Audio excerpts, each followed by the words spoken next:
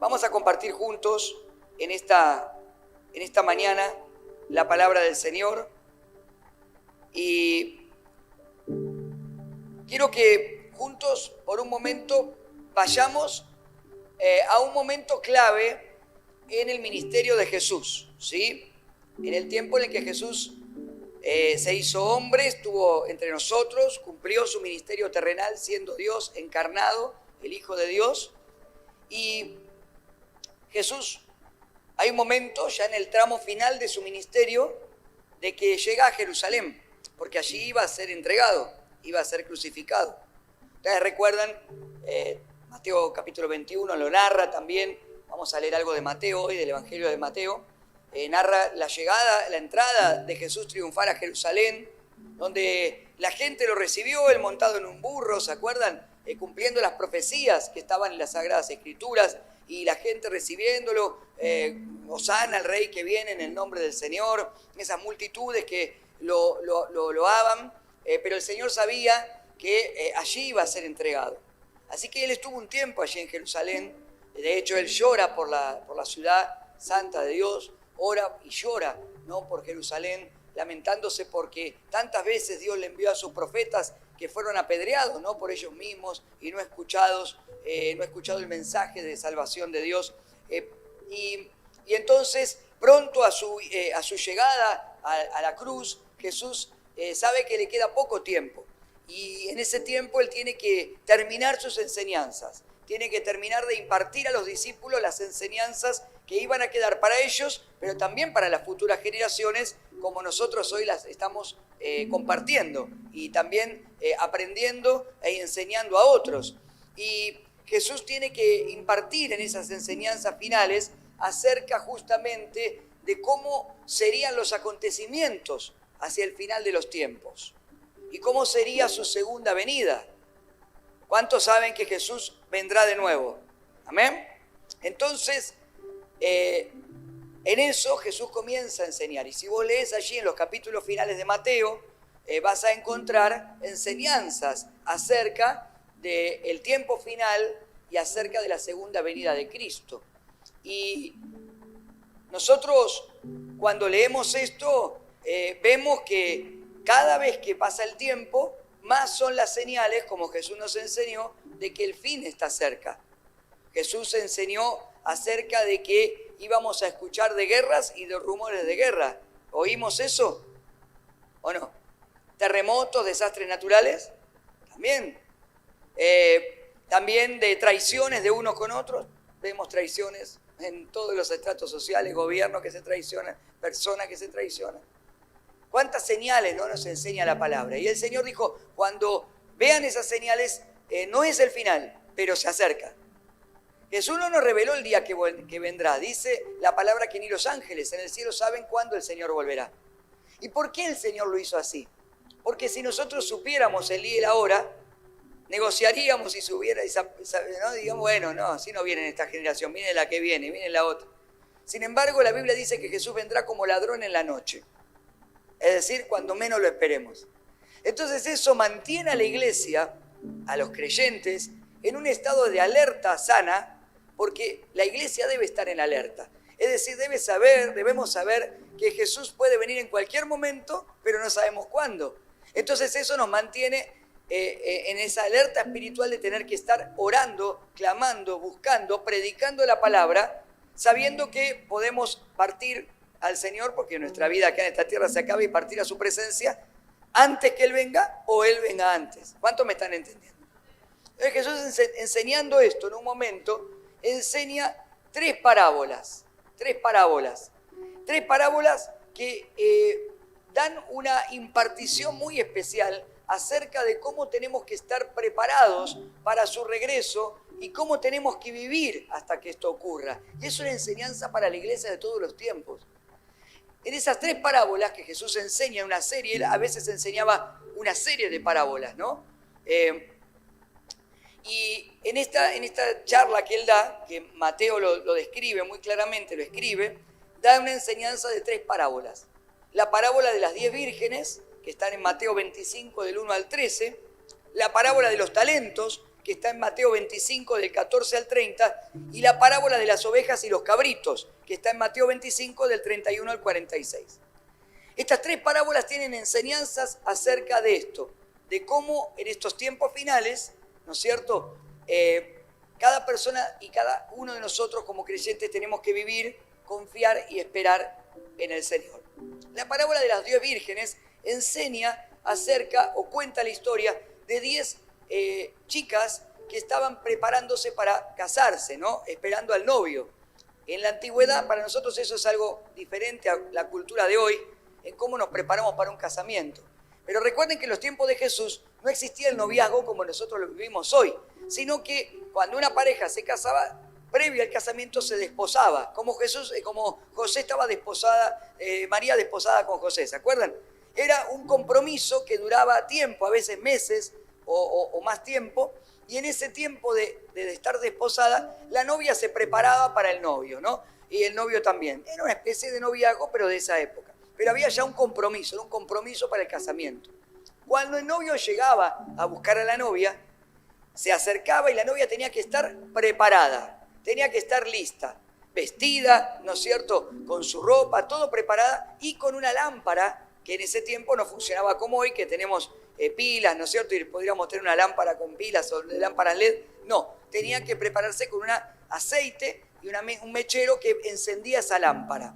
La lámpara tenía que estar con el aceite suficiente para estar encendida. Y cuando el novio la venía a buscar a la novia, pasaban por un desfile donde mucha gente conocida y familiares acompañaban a los novios hasta la casa del novio, ¿sí? Y allí la esperaban para la boda. Y esa fiesta podía durar hasta una semana. Miren qué diferente, ¿no?, lo que vivimos hoy. Jesús usa ese ejemplo que para ellos era muy conocido. Para nosotros lo tenemos que explicar para poder entenderlo más en profundidad. Entonces Jesús dice, había 10 vírgenes, 10 novias que se habían guardado en virginidad para esperar al novio, y cuando estaban esperando al novio, este novio tardó en venir. Y como tardó en venir, a 5 de ellas se le acabó el aceite que tenían en la lámpara. Entonces fueron a pedirle a las otras 5, y estas 5 le dijeron, no podemos darte, porque si te damos, se acaba el nuestro.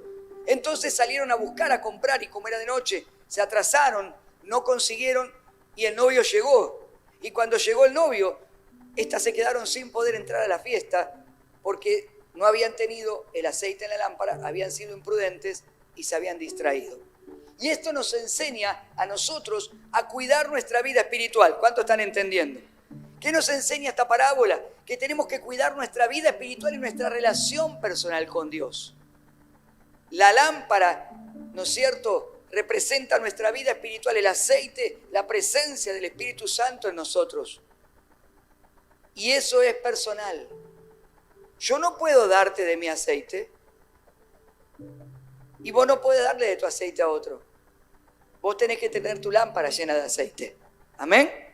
Vos y yo tenemos que tener nuestra vida espiritual cada día buscando la presencia de Dios. Y cuidarnos, como hoy decía el pastor Dani, de aquellas cosas que a veces por el temor, por los problemas, por la ansiedad, porque a veces Dios tarda en respondernos, entonces nos distraemos y nos vamos a otro lado y nuestra lámpara se queda sin aceite. ¿Cuánto están entendiendo? Y eso nos enseña que la iglesia también debe permanecer todo el tiempo adorando, buscando la presencia del Señor, predicando la palabra, enseñando la palabra, para que la iglesia también tenga su lámpara encendida y llena de aceite hasta que Cristo venga. Amén. Entonces, también Jesús luego enseña acerca de la parábola de los talentos, que nos enseña acerca de la necesidad de administrar bien lo que Dios nos ha dado. Y luego, en tercer lugar, de la parábola de las ovejas y los cabritos. Y la parábola de las ovejas y los cabritos habla ya del tiempo en el que el Señor venga, en el tiempo final, y el Señor se sentará a juzgar y habrá un gran juicio, donde dice que delante del trono del juicio seremos separados a la derecha y a la izquierda, ovejas y cabritos. Y el Señor usa este simbolismo para enseñar que las ovejas seremos los que hemos creído en el Señor, los creyentes, los hijos de Dios. La iglesia será separada a la derecha del Padre, las ovejas del rebaño del pastor. Y a la izquierda los cabritos, aquellos dice que no han creído, que han resistido a su mensaje, que no han creído al mensaje de salvación. Pero también nos enseña que ese día, cuando estemos frente al Señor, también cuando el Señor se pare de un lado y del otro, tendrá en cuenta qué hicimos en esta tierra cuando Él nos ha enseñado a que tenemos que servir y ayudar a los que están en necesidad. ¿Se acuerdan? Tuve hambre y no me diste de comer, ¿no es cierto? ¿A quién? Cuando se lo han hecho, dice el Señor, a uno de mis pequeños le hacen esto, a mí me lo están haciendo. Por eso hoy compartíamos esto que las hermanas hicieron. Todo esto que hacemos queda registrado en las crónicas del cielo. ¿Cuántos lo entienden? Y un día el Señor va a decir, ese sábado, 19 de agosto, que fueron al hospital Evita y le dieron esa golosina a ese niño, le dieron esa palabra, le dieron ese abrigo, ayudaron a alguien, a mí me lo hicieron. ¡Wow! ¡Qué tremendo! Eso es lo que la iglesia tiene que hacer. Cuando la iglesia pierde eso, la iglesia se le apaga la lámpara. A la iglesia se encierra en la religiosidad. Nos empezamos a pelear unos con otros. Nos empezamos a mirar a ver si está bien, si está mal lo que uno es. Cuando la iglesia manifiesta las obras de justicia hacia el mundo, su lámpara está encendida, administra bien lo que Dios le dio y un día entraremos al gozo de nuestro Señor y allí nos encontraremos junto a todos aquellos que aquí en esta tierra le hayamos dicho que sí a nuestro Señor y Salvador. Por eso hay muchos que están perdidos y tenemos que ir a buscarlos. ¿Cuántos dicen amén? Pero en esto tenemos que entender que desde que Cristo murió y resucitó hasta que Él venga, ya estamos en los tiempos finales. No es que cuando vendrá, ya estamos. Ya hay tribulaciones, ya hay problemas, ya hay luchas, ya hay situaciones que van manifestando que los tiempos se acortan. La noche está avanzada, se acerca el día, dice la palabra, amén. Y nosotros tenemos que estar preparados y listos a la espera de que se cumpla la segunda venida de Cristo, porque allí se consumará totalmente el plan de salvación, amén. El plan de salvación del Padre se completará, se consumará por completo cuando Cristo venga, amén. Y cuando todos los redimidos seamos levantados junto con Él y reinaremos en gloria por los siglos de los siglos, amén. Él nos hizo reyes y sacerdotes. Por ahora ejercemos el sacerdocio y algo de gobierno en la tierra cuando ejercemos la autoridad del reino. Y Dios nos da por su gracia la posibilidad de ejercer nuestros dones, nuestros talentos y ver que cuando oramos algo sucede sobrenatural, cuando impartimos autoridad del reino. Pero cuando Cristo venga, el sacerdocio y el reinado eterno de los creyentes se consumará por completo junto a Él. Amén. Reinaremos por los siglos de los siglos en una tierra nueva y un cielo nuevo que el Señor nos promete. Amén. Pero no voy a decir más de esto porque me estoy spoileando la materia de escatología que comienza en agosto, ¿sí? Así que, de paso, para algunos me dice, pastor, usted hace publicidad en el medio de los cultos, de la prédica, pero los que quieran aprovechen, pues vamos a aprender juntos y se va a llamar escatología, estudio de los tiempos finales. Y tenemos que aprender sobre todo esto, ¿amén? Tenemos que estar preparados y saber lo que está pasando y saber qué es lo que la Biblia dice. Así que vamos a aprender mucho. Voy a estar allí dando yo personalmente esa materia por Zoom, así que la pueden hacer en sus casas y retomar el Instituto Bíblico si dejaste, estás medio, empezar, si tal vez dijiste nunca hice, puede empezar de cualquiera de las materias o continuar si lo venís haciendo. Pero sí es importante que hablemos de todo esto porque esa es la misión y la tarea de la iglesia y nosotros tenemos que estar de esta forma preparados. Pero hay una de las parábolas sobre las cuales quiero detenerme ahora, habiendo hecho esta introducción, que es la parábola de los talentos, que la pasé rápido en la explicación porque es la que vamos a entrar ahora juntos a mirar en más detalle. Y en Mateo 25, del 14 al 30, Jesús dijo, también el reino del cielo puede ilustrarse mediante la historia de un hombre que tenía que emprender un largo viaje. Reunió a sus siervos y les confió su dinero mientras estuviera ausente. Lo dividió en proporción a las capacidades de cada uno.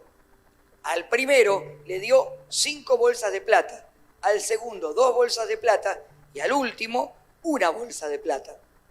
Luego se fue de viaje. El siervo que recibió las 5 bolsas de plata comenzó a invertir el dinero y ganó 5 más. El que tenía 2 bolsas de plata también salió a trabajar y ganó 2 más. Pero el siervo que recibió 1 sola bolsa de plata cavó un hoyo en la tierra y allí escondió el dinero de su amo. Después de mucho tiempo, el amo regresó de su viaje y los llamó para que rindieran cuentas de cómo habían usado su dinero.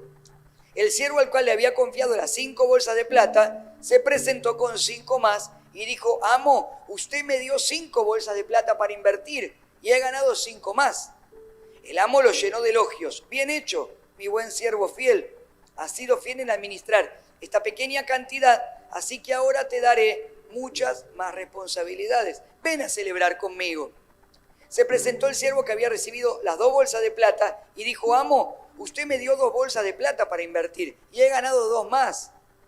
El amo le dijo: bien hecho, mi siervo fiel, has sido fiel en administrar esta pequeña cantidad, así que ahora te daré más responsabilidades. Ven a celebrar conmigo. Por último, se presentó el siervo que tenía 1 sola bolsa de plata y le dijo: amo, yo sabía que usted era un hombre severo, que cosecha lo que no sembró y recoge las cosechas que no cultivó. Tenía miedo de perder su dinero, así que lo escondí en la tierra. Mire, aquí está su dinero de vuelta. Pero el amo le respondió: siervo perverso y perezoso, sabías que cosechaba lo que no sembré y recogía lo que no cultivé. ¿Por qué no depositaste mi dinero en el banco? Al menos hubiera podido obtener algún interés de él. Entonces ordenó: quítenle el dinero a este siervo y dénselo al que tiene las 10 bolsas de plata. A los que usan bien lo que se les dará aún más y tendrán en abundancia, pero a los que no hacen nada, se les quitará aún lo poco que tienen. Ahora bien, arrojen este siervo inútil a la oscuridad de afuera, donde habrá llanto y rechinar de dientes. Esto nos enseña principios espirituales muy importantes de cómo nosotros tenemos que movernos aquí en esta tierra, en este mientras tanto, hasta que el Señor venga o hasta que partamos con Él a su presencia. Necesitamos, en el tiempo que Dios nos da en esta tierra, que nos regala cada día de vida, poder administrar correctamente. Nos enseña y nos advierte y nos interpela a que pensemos qué estamos haciendo con el tiempo que Dios nos da, qué estamos haciendo con los dones que Dios nos dio, qué estamos haciendo con el dinero que Dios pone en nuestra mano, qué estamos haciendo con la familia que Dios nos dio en esta tierra, a la cual tenemos que ministrar la palabra de Dios. ¿Qué estamos haciendo con lo que Dios nos dio y nos encomendó? ¿Qué estás haciendo? ¿Qué estoy haciendo? Y la segunda es: ¿cómo lo estoy haciendo? Dios nos enseña que en esta parábola, que este hombre le dio a 3 personas, a 3 siervos, y le dio en la misma proporción. No en la misma cantidad, pero sí en la misma proporción, porque era de acuerdo a la capacidad de cada uno. Dios nunca nos va a dar algo más de lo que nosotros podamos administrar. ¿Cuántos lo entienden? Así que nosotros no podemos estar peleándonos ni comparando con uno con otro, porque lo que Dios te dio es lo que vos hoy podés administrar. Amén.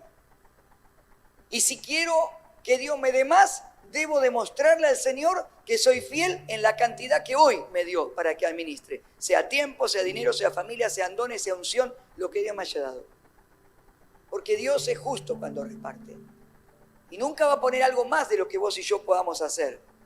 Ahora, sí nos enseña que en algún momento tendremos que estar frente al Señor. Y así como el Señor habló de aquellos que hicieron obras de justicia y los que no, también un día tendremos que estar frente al Señor y tendremos que rendir cuentas de qué hemos hecho con el tiempo, con los dones, con los talentos, con las cosas que Dios nos dio. ¿Qué hemos hecho? ¿Qué estamos haciendo? Nosotros no podemos todo el tiempo transmitirle, ¿no es cierto?, la responsabilidad a Dios de todo. Y bueno, Dios no me da. Y bueno, Dios no. El Señor nunca nos planteó eso. Si miramos desde el Génesis, ya desde el comienzo de la humanidad, Dios planteó una relación del hombre con él, de la mujer con él, ¿o no? Y una relación en la cual, che, mirá, yo te doy, vos administrás. Los pongo en el huerto, fructifiquen, multiplíquense, siembren la tierra, cosechen los frutos, multipliquen y llenen la tierra.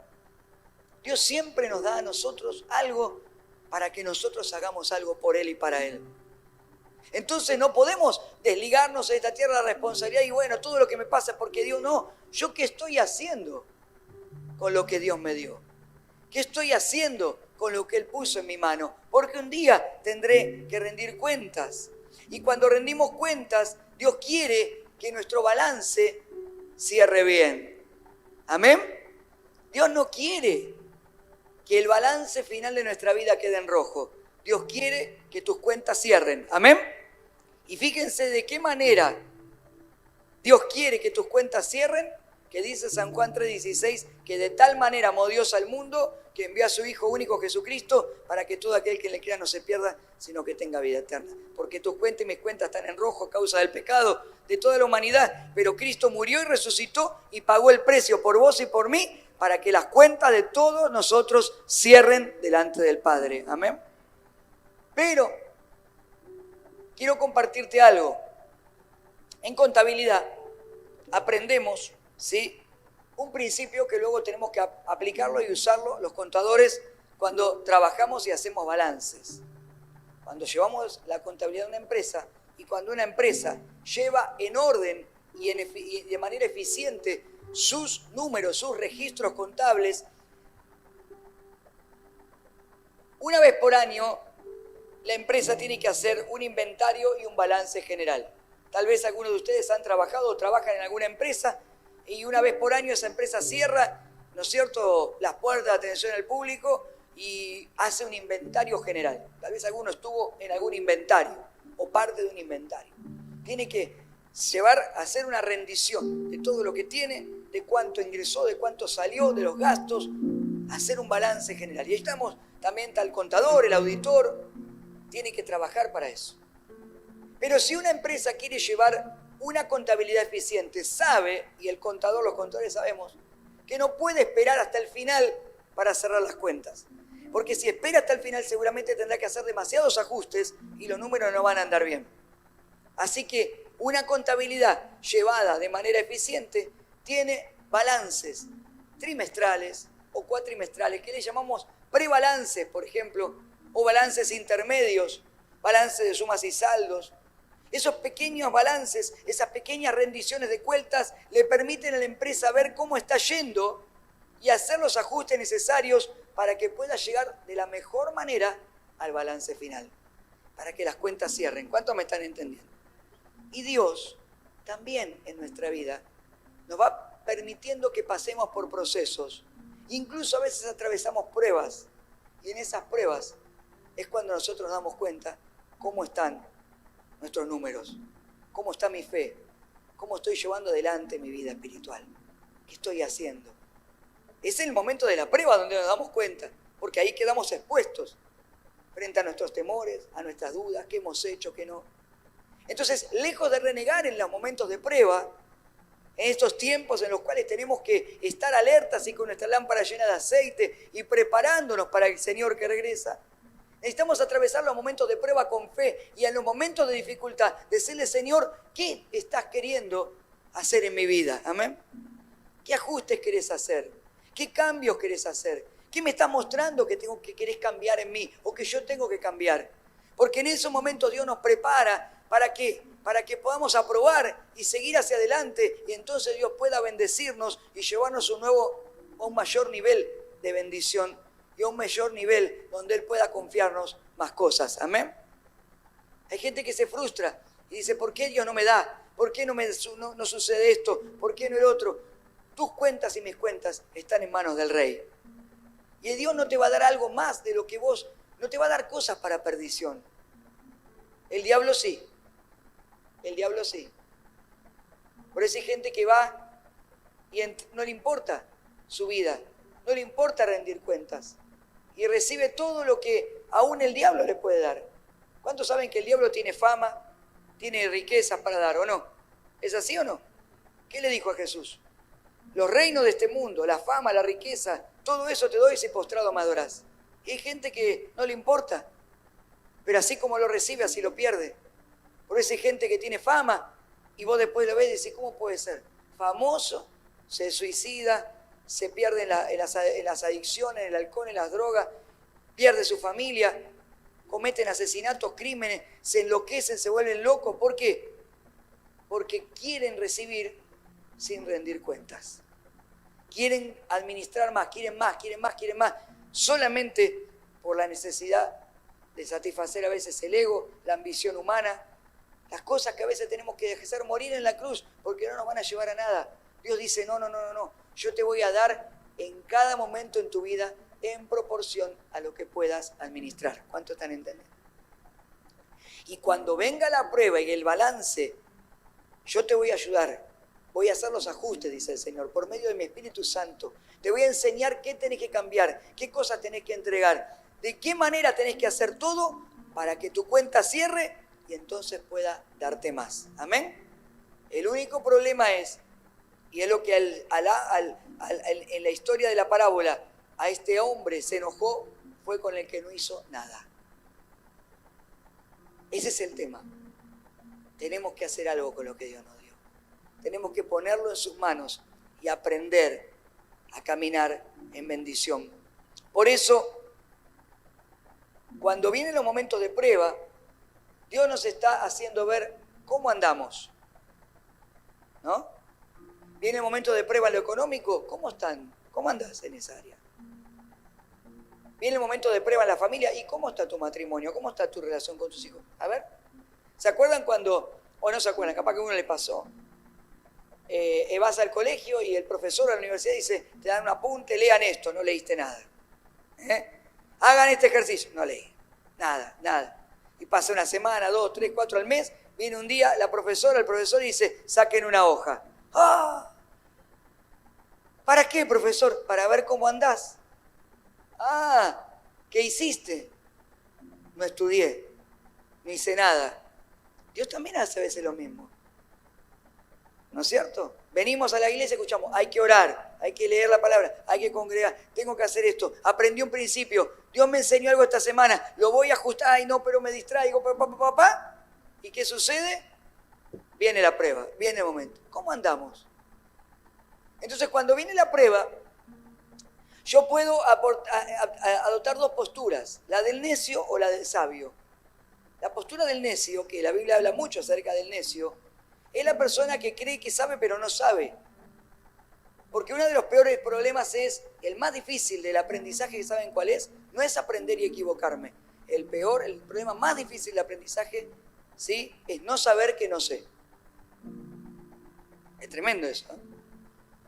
El reto más difícil de aprender es lograr que la persona se dé cuenta que tiene que aprender. Porque entonces ahí comienza el proceso mental del aprendizaje que Dios nos dio, maravilloso. Y podemos equivocarnos y no hay problema, porque la equivocación y el error es parte de aprender para mejorar. El problema del necio es que no sabe y cree que sabe. Entonces, cuando viene el momento de la prueba, viene el momento de aprender, viene el momento en que Dios quiere ver cómo andamos, en vez de decir, Señor, me voy a humillar. ¿Qué querés hacer conmigo? ¿Qué tengo que cambiar? ¿Qué tengo que mejorar? ¿Qué me vas a dar? ¿Sabés qué sucede? Me enojo, me frustro e incluso hay gente que en el momento de la prueba se aleja del camino del Señor y deja su balance en rojo, con las cuentas sin cerrar. ¿Cuánta gente anda por la vida alejada de Dios con sus cuentas en rojo? Simplemente porque cuando vino la prueba no se dio cuenta que tenía algo que aprender. Amén. Pero la postura del sabio es el que es sumiso bajo la mano de Dios. Señor, ayúdame, yo le digo, a ser sumiso. Cuando venga el momento de la dificultad, yo me pueda parar en el camino, reflexionar, fortalecer mi fe y decirle, Espíritu Santo, hacer los ajustes necesarios en mí para que mis cuentas se pongan en orden. ¿Cuánto están entendiendo? Hay personas que a veces cuando pasan por la prueba y la dificultad se ponen apáticos. Aún siendo creyentes, aún teniendo un problema, hoy frente a situaciones que atravesamos, no podemos permanecer apáticos. Tenemos que levantarnos y clamar y buscar el milagro de Dios. Amén. ¿Cuántos se acuerdan la historia que está en 1 Samuel de un hombre llamado Elcana, ¿sí? Con su esposa Ana, una de sus esposas? Este hombre tenía un problema en su familia, porque su esposa no podía tener hijos y estaba amargada en su corazón. Y su esposa estaba triste y este hombre no lo notaba. Incluso llegó a decirle a la esposa: ¿no soy yo mejor que todos los hijos que puedas tener? Si me tenés a mí, tenés casa, tenés abrigo, te doy todo. La mujer tenía otra necesidad. Y este hombre era un hombre creyente, no estamos hablando de un incrédulo. Era un hombre que todos los años llevaba a su familia en ese antiguo tiempo a ofrecer sacrificios a Dios como se hacía. Buscaba de Dios, pero permaneció apático frente al problema de su familia. Sin embargo, Ana, cuando fue ese año a llevar los sacrificios a Dios, se presentó ante el sumo sacerdote y luego en un costado, allí en el lugar de oración, derramó sus lágrimas y lloró amargamente, a tal punto lloraba y hablaba a su manera con Dios que el sumo sacerdote Elí creyó que estaba ebria, que estaba alcoholizada. Le dijo: no, es que estoy en amargura, estoy derramando mis lágrimas. Y Dios escuchó las lágrimas en el altar de Ana. ¿Cuánto me entienden? Escuchó el clamor y vio las lágrimas y le dio un hijo y la bendijo. El momento de prueba para Ana fue un momento de aprendizaje, de búsqueda de Dios y de clamar al Dios viviente para que le diera sus promesas. Y Dios le respondió. ¿Saben? Este es un tiempo, amados hermanos, en que no podemos permanecer apáticos frente a lo que pasa. Hoy yo a veces me duele ver a veces a esposos apáticos o esposas apáticas, que de repente yo me congrego y bueno, mi esposa no, y bueno, la salvación es personal. ¿Cómo? Sí, el aceite tuyo es tuyo y el del otro es del otro. Pero el plan de salvación del Señor es que seas salvo tú y tu casa. ¿Cuántos me están entendiendo? Papás que dicen: y bueno, mis hijos, yo hice lo que pude. Ahora ya crecieron, son adolescentes, y bueno, si no quieren seguir el camino, yo hice lo que pude. No, ¿cómo? ¿Cómo no te duele que tus hijos no estén en el altar? ¿Cómo no te duele que tu hijo, tu hija hoy no esté aquí? Porque si no te duele, algo no está bien, hermano. Algo no está bien. Porque el plan por el que vino Cristo es para que seas salvo vos y tu casa. Entonces, tal vez necesito en este tiempo más lágrimas en el altar. Dejar de pedir tanto por mí o acostumbrarme a lo que he vivido y decir: yo me voy a parar firme frente a las situaciones y voy a clamar al Dios viviente, porque yo quiero ver aquí a mi esposa, a mis hijos, a mis nietos, porque yo y mi casa quiero que sirvamos al Señor. Amén. Si es para Cristo, dáselo fuerte el aplauso, porque no es para mí. ¿Cuánto cuesta ver lágrimas en el altar hoy? Porque hay un espíritu de apatía que quiere oprimir en este tiempo a los creyentes. Pero está en vos y en mí salir de ese espacio o acostumbrarme a lo apático de este mundo. Un mundo apático, un mundo indiferente, un mundo que no hace lo que ayer las chicas fueron a hacer. Pasan por la puerta del hospital preocupados tal vez por ver qué juguete le puedo comprar a mi hijo aunque tenga que endeudarme en 40 cuotas, sin darme cuenta que adentro hay otro que se está tal vez muriendo esta misma noche y no va a ir a una eternidad con Dios. Algo tiene que cambiar, hermano, si queremos una iglesia con la lámpara encendida. Porque la Biblia dice, y es una de las señales que el Señor dio para estos últimos tiempos, que en estos últimos tiempos, a medida que el día se acerque y la noche avance, el amor de muchos se enfriará. El amor de muchos se enfriará. ¿Qué estoy haciendo con lo que Dios me dio? ¿Qué iglesia vamos a levantar para nosotros y para nuestros hijos? Amados queridos, ¿vos no querés el día que el Señor te lleve en gloria? Que cuando estemos en esa eternidad, estén tus hijos, tus nietos, tus padres. ¿Querés eso o no? Yo quiero encontrarme, porque el Señor dice que nos reencontraremos con un nuevo nombre, con un nuevo cuerpo celestial. Esa es la promesa que el Señor nos dio. Yo quiero que mi casa, mi familia, sea salva. Y si el enemigo me ha arrebatado algún hijo, alguna hija, algún familiar, yo tengo que clamar y derramar mis lágrimas en el altar como lo hizo Ana, porque yo quiero que mis generaciones vean la gloria de Dios. Pero para eso, mi lámpara tiene que estar llena de aceite. ¿Cuánto están entendiendo? Porque si estoy distraído y mi lámpara se apaga, no puedo entender que el novio viene pronto. Amén. Hermanos queridos, necesitamos del Señor. Y por eso cierro con esto. Hay algo tremendo y maravilloso. Qué difícil y qué imposible sería si el Señor nos hubiera dejado todo esto y no nos hubiera dejado la ayuda. Vos y yo tenemos a Dios mismo viviendo en nosotros, el Espíritu Santo. Amén. En griego, el consolador traducido es el parakletos, el término en griego, el que camina conmigo. Amén. El que está conmigo, el que me ayuda, el que me auxilia. Vos y yo tenemos al Espíritu Santo en nosotros. Amén. Y por medio de Cristo tenemos algo maravilloso. Balances. Habrá un balance final. Hoy Dios me trajo esta palabra para que juntos hagamos un balance intermedio. ¿Cómo estamos? ¿Cómo estoy yo? ¿Cómo estás vos? ¿Cómo estamos como iglesia?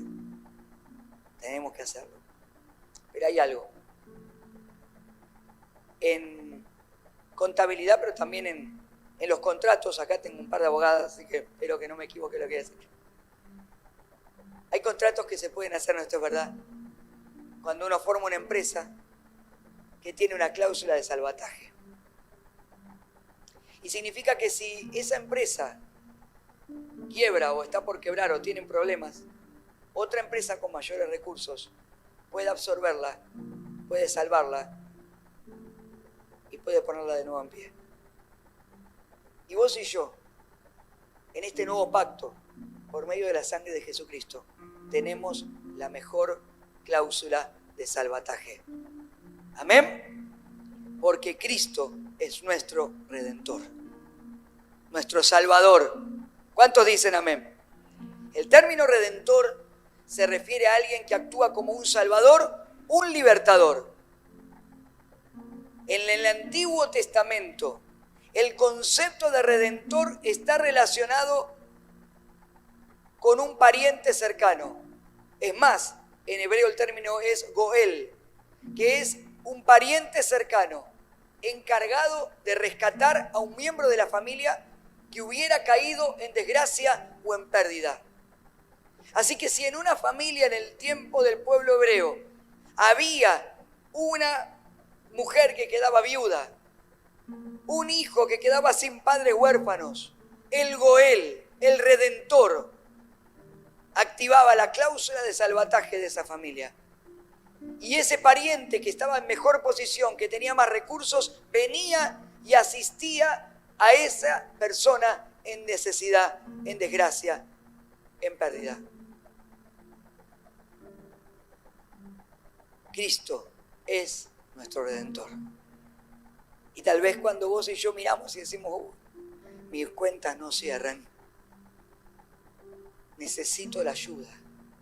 Tal vez porque algo me faltó, tal vez porque me distraje, tal vez porque no puedo, tal vez porque estoy atravesando una dificultad. Dios no nos va a dejar solo. Sería tan cruel que nos hubiera dejado solo. No, el Señor en el plan de salvación ha completado todo lo que nos falta. ¿Y saben qué? Tenemos un Redentor. Allí en el libro de Ruth cuenta en el capítulo 4, versículo 9 a 10, que un hombre llamado Booz, este fue un Redentor, un pariente de Noemí, la suegra de Ruth, que era una mujer moabita que se había casado con jóvenes, con muchachos del pueblo de Israel, y murieron todos. y quedaron viudas, Noemí y su nuera. Y Ruth decidió ir a la tierra de Israel con su suegra Noemí, pero no tenían nada, eran viudas. Habían perdido todo. Pero hubo un hombre llamado Boaz, que era su pariente cercano, y la redimió. Qué bueno que es Dios, ¿no? Entonces este hombre dijo a los ancianos y a la gente que estaba alrededor, se juntaba todo el pueblo, porque cuando Dios nos actúa como redentor, todos lo pueden ver, y es testimonio. ¿Cuántos dicen amén? Ustedes son testigos de que hoy le compré a Noemí toda la propiedad de Elimelec, Kelión y Malión. Además, junto con la tierra adquirí a Ruth, la viuda moabita de Malón, para que sea mi esposa. De este modo, ella podrá tener un hijo, para que el nombre de la familia de su difunto esposo continúe y herede aquí, en su pueblo natal, la propiedad de su familia. Hoy ustedes son todos testigos. Ruth y Noemí habían perdido todo, pero el Redentor le dijo, ella podrá tener. Tal vez hay situaciones en las cuales vos hoy decís, esto me falta, esto lo perdí, esto no sé cómo manejarlo, pero el Señor te dice, yo voy a darte, yo voy a restituirte, vos podrás tener, vas a recuperar aún aquello que has perdido. ¿Cuánto lo creen? Por eso Job, aún en el medio de la prueba más difícil de su vida, dijo, yo sé que mi Redentor vive y al final se levantará sobre el polvo.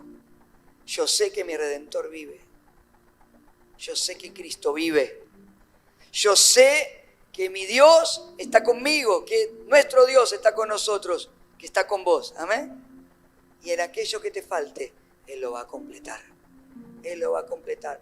Porque Dios te ama tanto y me ama tanto que no quiere que tus cuentas queden en rojo. Él quiere que tus balances cierren para que puedas pasar y puedas darte más. ¿Cuántos dicen amén?